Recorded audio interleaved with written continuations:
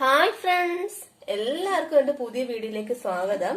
നമ്മുടെ ഇന്നത്തെ റെസിപ്പി എന്ന് പറയുന്നത് നല്ല സൂപ്പർ ടേസ്റ്റി ആയിട്ടൊരു സ്പെഷ്യൽ ആയിട്ടുള്ള നല്ലൊരു കടലക്കറിയുടെ റെസിപ്പിയാണ്. അപ്പൊ നമുക്കത് എങ്ങനെയാണ് തയ്യാറാക്കുന്നത് നോക്കാം. 150 ഗ്രാം കടലയാണ് എടുത്തിരിക്കുന്നത്.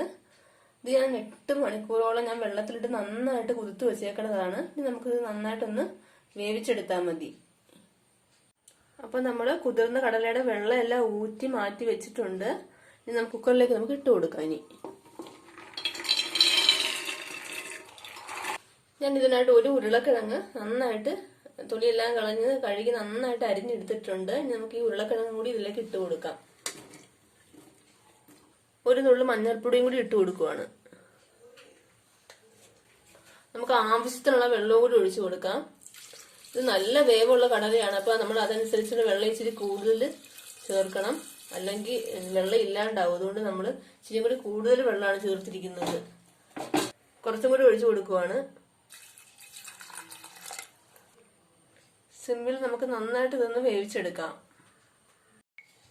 അപ്പൊ നമ്മുടെ കടല നന്നായിട്ട് ഒരുമാതിരി വെന്തിട്ടുണ്ട്. ഞാൻ ഉപ്പ് ചേർത്തിട്ടില്ലായിരുന്നു, ഞാൻ ഇപ്പോഴാണ് ഉപ്പിട്ട് കൊടുക്കുന്നത്. നമുക്ക് ഉപ്പിട്ട് കൊടുക്കാം. ഉപ്പിട്ട് കൊടുക്കുവാണ്.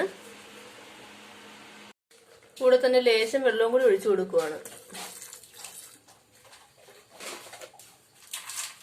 ആവശ്യത്തിനുള്ള വെളിച്ചെണ്ണ ഒഴിച്ചു കൊടുക്കുവാണ്. ഒരു നുള്ളു കടുകും കൂടി ഇട്ട് കൊടുക്കുവാണ്. ഒപ്പം തന്നെ ഞാൻ കുറച്ച് ഏലക്കയും കുറച്ച് പട്ടയും പെരുംജീരകവും ഒക്കെ ഇട്ടിട്ട് അതും കൂടി ഇട്ട് കൊടുക്കുവാണ്. ഇത് നമുക്ക് നന്നായിട്ടൊന്ന് മിക്സ് ചെയ്യാം. ഇതിലേക്ക് ഇഞ്ചിയും വെളുത്തുള്ളിയും തേങ്ങാക്കൊത്തും കൂടി ഇട്ട് കൊടുക്കാം.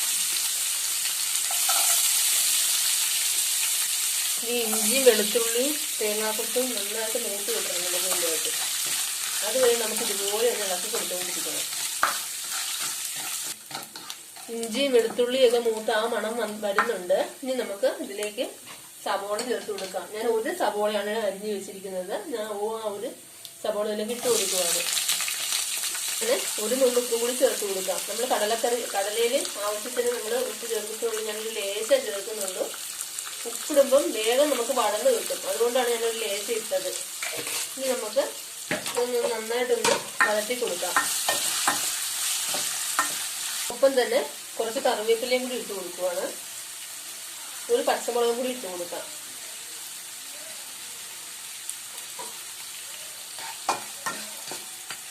കൂടെ തന്നെ ഒരു തക്കാളിയുടെ പകുതിയെ ഞാൻ എടുത്തിട്ടുള്ളൂ. അത് ചെറിയ കഷ്ണങ്ങളായിട്ട് അരിഞ്ഞത് കൂടി ഇട്ട് കൊടുക്കാം.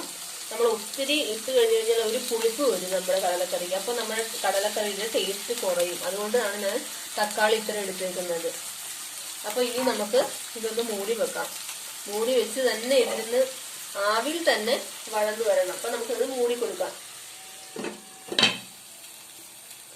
ഞാനൊരു മീഡിയം ഫ്ലെയിമിലാണ് വെച്ചിരിക്കുന്നത്. സവോള ഇതെല്ലാം വഴന്നു വരുന്ന ആ സമയം കൊണ്ട് തന്നെ നമുക്ക് വേറൊരു കൂട്ട് തയ്യാറാക്കാം. അതിന് വേണ്ടിയിട്ട് ഞാനിവിടെ കുറച്ച് ബദാമും കശുവണ്ടിയും ചെറു ചൂടുവെള്ളത്തിലിട്ട് കുതിർത്ത് വെച്ചേക്കുന്നതാണ്. ഇതിന് നമുക്ക് ഇത് നന്നായിട്ടൊന്ന് അരച്ചെടുക്കാം. നന്നായിട്ട് ഒരുമാതിരി വഴന്ന് നന്നായിട്ട് വന്നിട്ടുണ്ട്. ഇനി നമുക്ക് ഇത് മസാലകളൊക്കെ ചേർത്ത് കൊടുക്കാം. ഇനി ആദ്യം നമുക്ക് മീറ്റ് മസാല ഇട്ട് കൊടുക്കാം. അതിന് ഒരു സ്പൂൺ മീറ്റ് മസാല ഇട്ട് കൊടുത്തു. ഒരു സ്പൂണും കൂടി നമുക്ക് ഇട്ട് കൊടുക്കാം മീറ്റ് മസാല.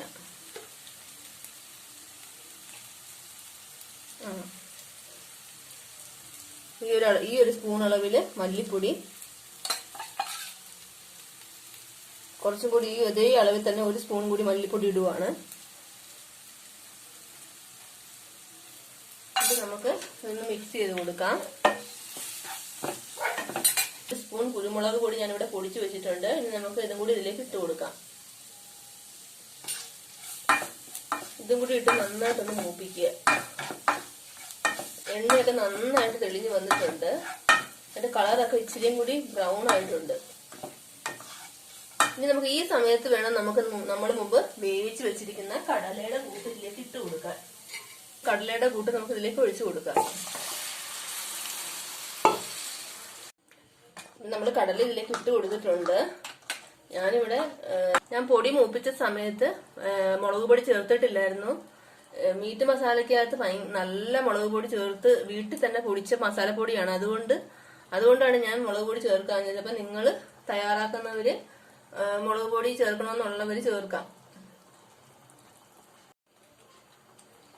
നന്നായിട്ടൊന്ന് മിക്സ് ചെയ്ത് കൊടുക്കരുത്. നന്നായിട്ടൊന്ന് തിളച്ച് വരട്ടെ.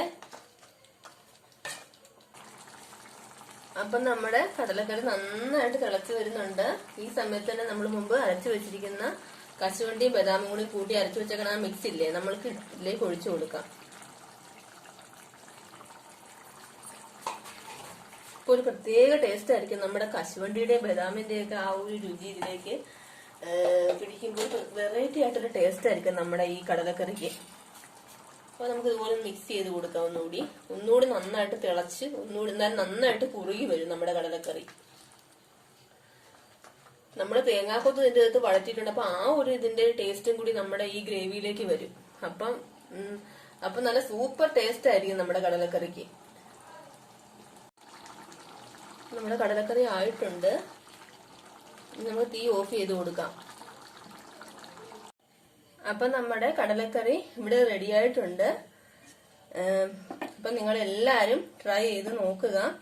അതുപോലെ തന്നെ എന്റെ വീഡിയോ ഇഷ്ടമായെങ്കിൽ നിങ്ങൾ ലൈക്ക് ചെയ്യാനും ഷെയർ ചെയ്യാനും മറക്കരുത്. ഇനിയും എന്റെ ഇതുപോലുള്ള വീഡിയോസിനായിട്ട് എന്റെ ചാനൽ സബ്സ്ക്രൈബ് ചെയ്യുക. തൊട്ടടുത്തുള്ള ആ ബെല്ലൈക്കൺ കൂടി ഒന്ന് ക്ലിക്ക് ചെയ്യുക. താങ്ക്